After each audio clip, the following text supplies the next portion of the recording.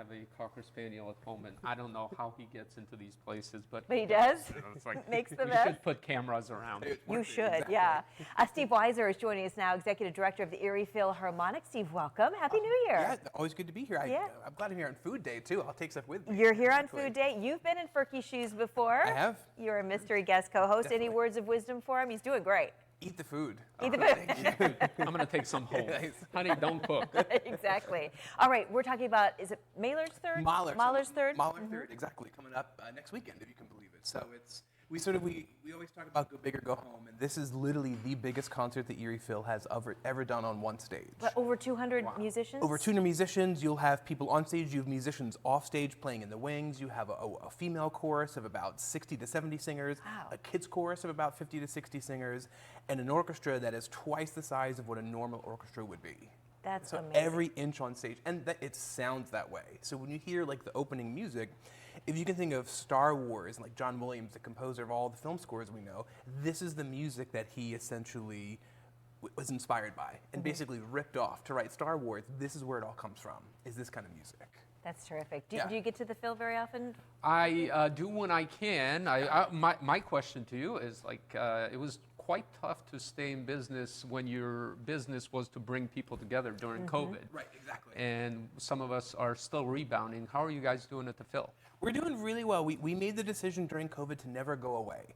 And for us, we were able to televise our concerts during all of COVID.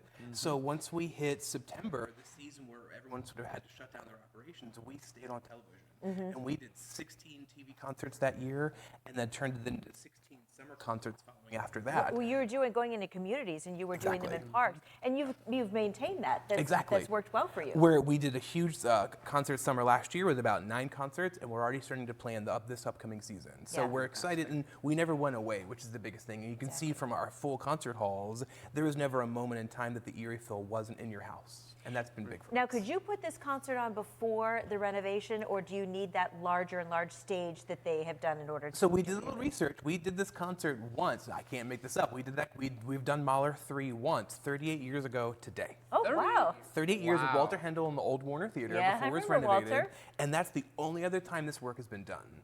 So you look at stuff where you can see the scenery now that sort of inspired this symphony, just a grand tale of the universe, but it's that big. In 1985, I think they would have had people hanging off the rafters. It would have not have been the most pleasant experience. So the fact that we can do it now, you'll hear everybody, you'll be able to see everybody, and that's kind of the biggest thing, is the power of hearing that many musicians play all at the same time.